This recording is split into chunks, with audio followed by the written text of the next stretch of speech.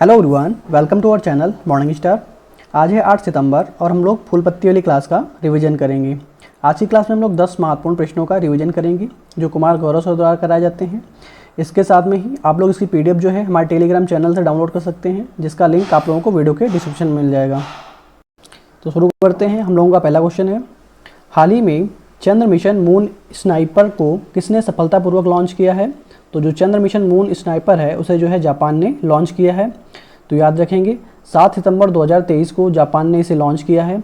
और जो चांद पर लैंडिंग करने का मिशन है तो याद रखेंगे, और किस रॉकेट से लॉन्च किया है? तो H2A रॉकेट से इसे जो है जापान ने इसे लॉन्च किया है। तो याद रखेंगे। और फरवरी 2024 में जो है ये लैंडिंग करने वाला है। जापान जो है चांद पे पहुंचने वाला 5वां देश बन जाएगा यदि ये जो है सफल लैंडिंग कर लेता है तो। और जो सफल लैंडिंग कर चुके हैं वो देश हैं अमेरिका, रूस, चाइना और भारत जो है ये जो है 4 देश जो है सफल जो है लैंडिंग कर चुके हैं। और इसमें जापान जो है अगर सफल लैंडिंग करता है तो ये 5वां देश जो है बन जाएगा। तो याद रखेंगे। लूना 25 मिशन ये रूस का मिशन था जो चंद्रमा के दक्षिणी ध्रुव पर लैंडिंग करने वाला था, जो असफल रहा। ल्यूपेक्स मिशन क्या है? तो ये लूनर पोलर एक्सप्लोरेशन मिशन है जो इसरो और जाक्सा यानी जो जापान की स्पेस एजेंसी है उसका जो है मिशन है वो लॉन्च करने वाला है। तो इसका उद्देश्य क्या होगा? चांद की ध्रुवों की रिसर्च करना। तो याद रखेंगे, जिसमें इसरो ने अपना लैंडर और जाक्सा ने जो जाक्सा का जो रॉकेट है H3 इसमें भाग लेने वाले हैं, इसमें हिस्सा लेंगे। तो याद रखेंगे जो इसरो की तरफ से लैंडर रहेगा और जाक्सा की तरफ से जाक्सा का रॉकेट रहेगा।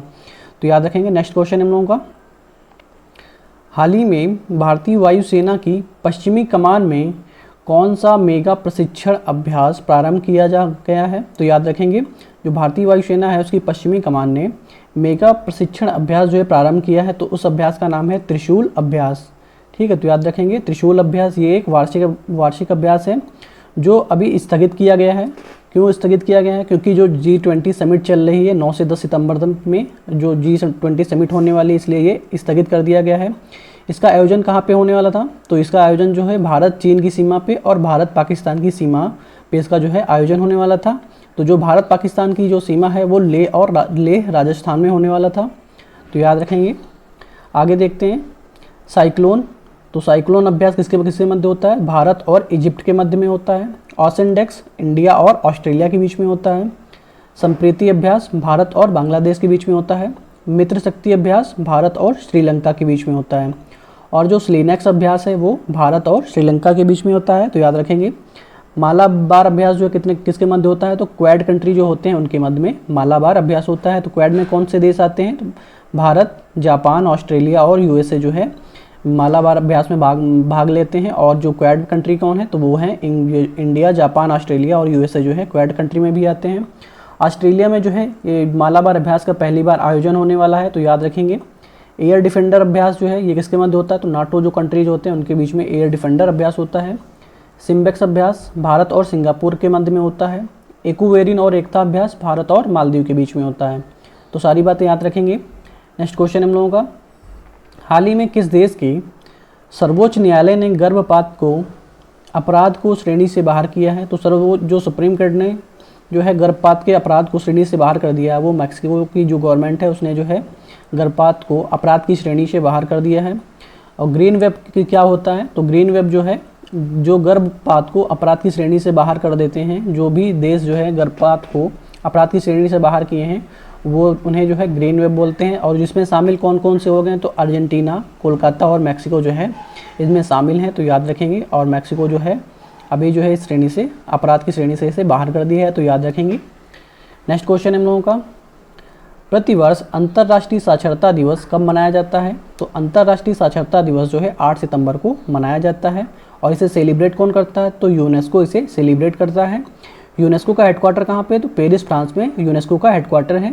और ये स्टार्ट कब से होता है? तो जो 8 सितंबर 1967 से ये जो है स्टार्ट होता है।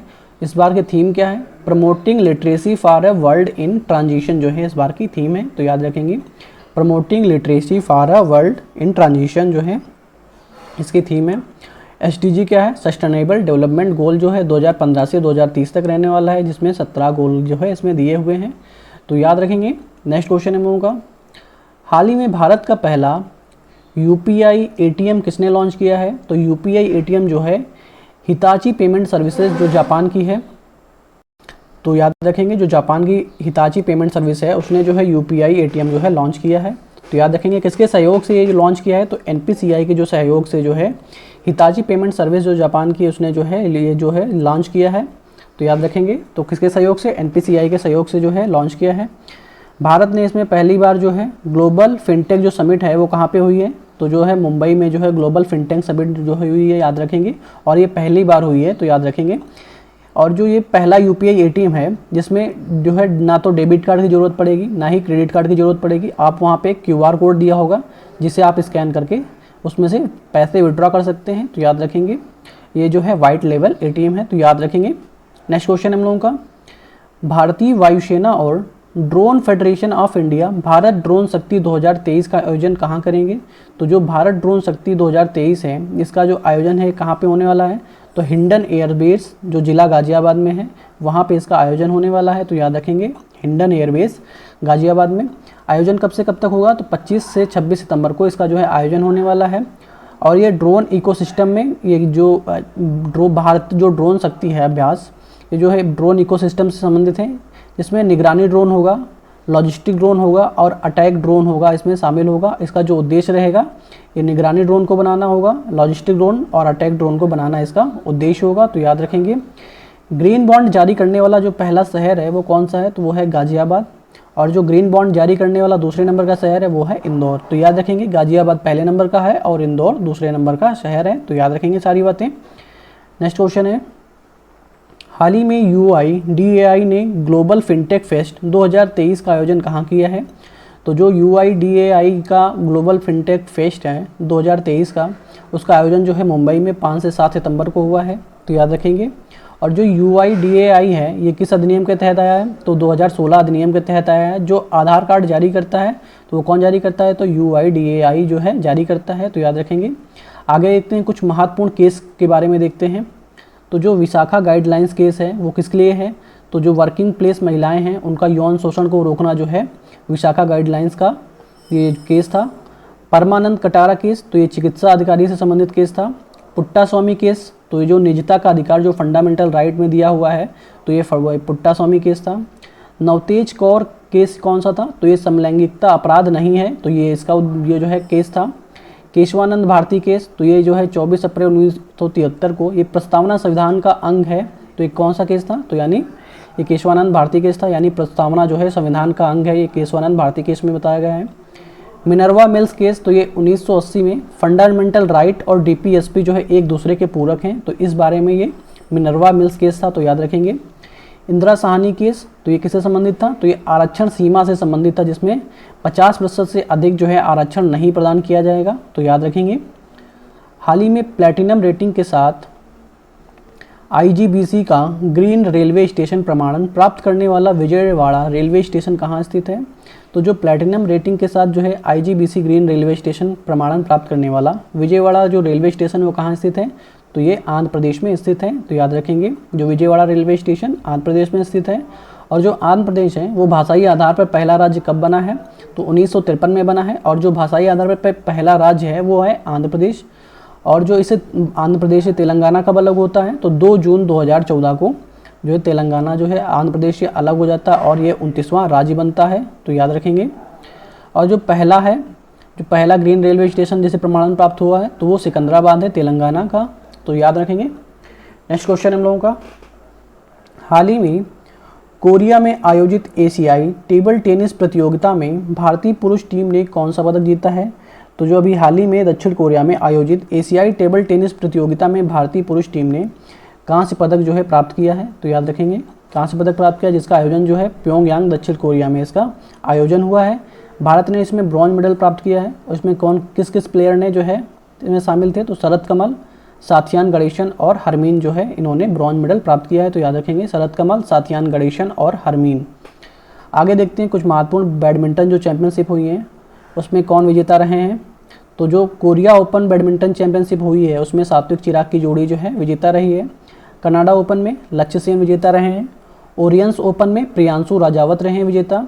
और वर्ल्ड बैडमिंटन चैंपियनशिप में जो इसका आयोजन कहाँ पे हुआ है, कोपेनहेगन डेनमार्क में इसका आयोजन हुआ है। तो याद रखेंगे जो वर्ल्ड बैडमिंटन चैंपियनशिप है इसका आयोजन जो है कोपेनहेगन डेनमार्क में हुआ है। और जो योनेक्स सनराइज है इसमें कौन विजेता रहे हैं, तो कुंडलावत जो है योनेक्स सनराइज के विजेता रहे हैं। हम लोगों का नेक्स्ट क्वेश्चन है, हाल ही में किस राज्य की पुलिस ने महिलाओं को सुरक्षा प्रदान करने के लिए सेफ सिटी योजना प्रारंभ करने की घोषणा की है। तो हरियाणा गवर्नमेंट ने महिलाओं की सुरक्षा के लिए सेफ सिटी योजना जो है प्रारंभ करने की घोषणा की है। इसकी थीम क्या होगी, तो महिलाओं को सुरक्षित जो है वातावरण प्रदान करना जो है इसकी थीम होगी, जिससे सार्वजनिक परिवहन, कार्यस्थल, शैक्षणिक संस्थान, तो यहाँ पे जो है महिलाओं को सुरक्षा प्रदान करने के लिए ये योजना शुरू की गई है और ये हरियाणा गवर्नमेंट के द्वारा शुरू की गई है। हरियाणा के संबंधित सूरज कुंड मेला कहाँ पे होता है, तो ये हरियाणा में होता है। इंटरनेशनल सोलर एयरलाइंस से कहाँ पे स्थित है, तो ये भी हरियाणा में स्थित है। हड़प्पा स्थल संग्रहालय जो है राखीगढ़ी वो कहाँ पे है, तो ये भी हरियाणा में स्थित है। तो सारी बातें याद रखेंगे। हम लोगों का नेक्स्ट क्वेश्चन है, भारत मंडपम के सामने दुनिया की सबसे ऊंची नटराजन प्रतिमा कहाँ स्थापित की गई है। तो दुनिया की सबसे ऊंची नटराजन प्रतिमा जो है नई दिल्ली में स्थापित की गई है। तो याद रखेंगे। आप लोग वीडियो के लास्ट तक बने रहिए। अभी हम लोग प्रीवियस डे का रिवीजन करेंगे, तो बने रहिए। हाल ही में 20वां आसियान भारत शिखर सम्मेलन कहाँ प्रारंभ हुआ है, तो जो 20वें नंबर का आसियान भारत शिखर सम्मेलन है वो जकार्ता इंडोनेशिया में इसका जो है जो सम्मेलन प्रारंभ हुआ है। आसियान का ये 43वें नंबर का शिखर सम्मेलन है। तो ईस्ट एशिया समिट जो ईस्ट एशिया समिट है उसका जो है 18वां सम्मेलन है और पहला जो समिट होती है ईस्ट एशिया समिट की वो 2005 में होती है, जिसमें 18 देश शामिल होते हैं, 10 ASEAN country, Bharat, China, Japan, south Korea, Australia, New Zealand और अमेरिका और रूस जो है इसमें टोटल 18 जो है कंट्री जो इसमें शामिल होते हैं। तो याद रखेंगे एशियान का फुल फॉर्म क्या होता है, association of south east Asian nation जो है इसका फुल फॉर्म होता है। एशियान की जो स्थापना होती है वो 1967 में होती है। इसका हेडक्वार्टर कहाँ पे है, तो जकार्ता इंडोनेशिया में इसका हेडक्वार्टर है। सदस्य देश कितने हैं, तो 11 इसमें सदस्य देश हैं। जो 11वें नंबर का है वो है तिमोर लेस्टे इसका जो है सदस्य देश है। तो याद रखेंगे। इस बार की थीम क्या है, आसियान विकास के केंद्र, और ये तीनों की जो है तीनों जो सम्मेलन हुए हैं उनकी जो है आसियान विकास के केंद्र इसकी थीम है। G20 अध्यक्षता के तहत roots and roads past presents and continuous present जो प्रदर्शनी है उसका आयोजन कहाँ पे हुआ है, तो जो roots and roads past present and continuous प्रदर्शनी का आयोजन जो है नई दिल्ली में हुआ है। और जो राष्ट्रीय आधुनिक कला जो संग्रहालय है वो 9 सितंबर को इसका आयोजन होने वाला है। नेक्स्ट क्वेश्चन है, इंटरनेशनल ई स्पोर्ट्स फेडरेशन समिति के अध्यक्ष के रूप में सदस्य के रूप में चुने जाने वाले पहले भारतीय कौन हैं, तो जो इंटरनेशनल ई स्पोर्ट्स फेडरेशन समिति है उसमें जो चुने जाने वाले पहले भारतीय हैं वो हैं लोकेश सूजी। तो याद रखेंगे। और जो एशियन ई स्पोर्ट्स फेडरेशन के उपाध्यक्ष भी हैं, तो याद रखेंगे लोकेश सूजी जो हैं वो एशियन ई स्पोर्ट्स फेडरेशन के उपाध्यक्ष भी हैं। इंटरनेशनल ई स्पोर्ट्स फेडरेशन की स्थापना 2008 को होती है। कहाँ पे होती है, तो बुसान साउथ कोरिया में इसकी जो है स्थापना होती है। हाल ही में देश के पहले सौर शहर का उद्घाटन कहाँ पे हुआ है, तो सांची मध्य प्रदेश में पहले सौर शहर का उद्घाटन हुआ है। और जो मध्य प्रदेश के सीएम हैं शिवराज सिंह चौहान ने जो है इसका उद्घाटन किया है। तो याद रखेंगे। हाल ही में केंद्रीय शिक्षा मंत्री धर्मेंद्र प्रधान ने यूजीसी समर्थित शिक्षण प्रशिक्षण के लिए कौन सा कार्यक्रम शुभारंभ किया है, तो ये है मालवी कार्यक्रम, जो उच्च शिक्षण संस्थानों का शिक्षक प्रशिक्षण कार्यक्रम होगा। तो याद रखेंगे मालवी कार्यक्रम है ये। नेक्स्ट क्वेश्चन है, पहला अंतर्राष्ट्रीय पुलिस सहयोग दिवस कब मनाया जाएगा, तो ये मनाया जाएगा 7 सितंबर को। तो याद रखेंगे अंतर्राष्ट्रीय पुलिस सहयोग दिवस 7 सितंबर को मनाया जाएगा। इंटरपोल की स्थापना के जो 100 वर्ष पूरे होने के उपलक्ष्य में ये मनाया जाएगा। इंटरपोल की स्थापना कब होती है, तो 7 सितंबर 1923 को इसकी स्थापना होती है। हेडक्वार्टर कहाँ पे है, तो फ्रांस में इसका हेडक्वार्टर है। और भारत इसका सदस्य कब बना, तो 1949 में इसका भारत सदस्य बना है। इसमें वर्तमान में 195 सदस्य देश हैं। हांगजो एशियाई खेलों में भारतीय दल का ऑफिशियल स्पॉन्सर किसे बनाया गया है, तो अमूल को भारतीय दल का ऑफिशियल स्पॉन्सर बनाया गया है। अमूल का हेडक्वार्टर कहाँ पे है, तो आनंद गुजरात में जो है अमूल का हेडक्वार्टर है। उसकी स्थापना 1946 को उसकी स्थापना होती है। आयोजन हांगजो चीन में होने वाला है और ये इसका 19वें नंबर का संस्करण है। और ये इसमें कितने खेल शामिल हैं, तो 40 इसमें खेल शामिल हैं। और उसमें कितनी प्रतियोगिता होनी है, तो 61 जो है इसमें प्रतियोगिता होनी है। शिक्षा मंत्रालय द्वारा साक्षरता सप्ताह का आयोजन कब किया जाएगा, तो 1 से 8 सितंबर तक साक्षरता सप्ताह का जो है आयोजन किया जाएगा। जिसमें जो उल्लास ऐप है उसको बढ़ावा दिया जाएगा, जिसमें सीखने की शक्ति के बारे में वर्णन किया गया है। तो याद रखेंगे। हाल ही में टाटा स्टील इंडिया शतरंज टूर्नामेंट 2023 में रैपिड वर्क का खिताब किसने जीता है, तो दिव्या देशमुख ने जो है रैपिड वर्क का खिताब जीता है टाटा स्टील इंडिया शतरंज जो टूर्नामेंट हुई है, तो याद रखेंगे दिव्या देशमुख। और उपविजेता कौन रही है, तो कोनेरू हम्पी जो इसमें उपविजेता रही है। आयोजन कहाँ पे हुआ है, तो कोलकाता पश्चिम बंगाल में इसका आयोजन हुआ है। हाल ही में विकलांग बच्चों के लिए सबल योजना किसने प्रारंभ की है, तो हिमाचल प्रदेश ने सबल योजना जो है प्रारंभ की है। और यहाँ के सीएम कौन है, सुखविंदर सिंह सुक्खू जो है यहाँ के सीएम हैं। T20 में 100 विकेट लेने वाली बनी एसोसिएट देश की पहली गेंदबाज कौन है, तो वो है नट्टाया बूचाथम जो है पहली गेंदबाज बनी है, तो याद रखेंगे। आई होप आप लोगों को वीडियो पसंद आया होगा। वीडियो पसंद आया हो तो वीडियो को लाइक करें और चैनल को सब्सक्राइब करें। Okay, thank you guys.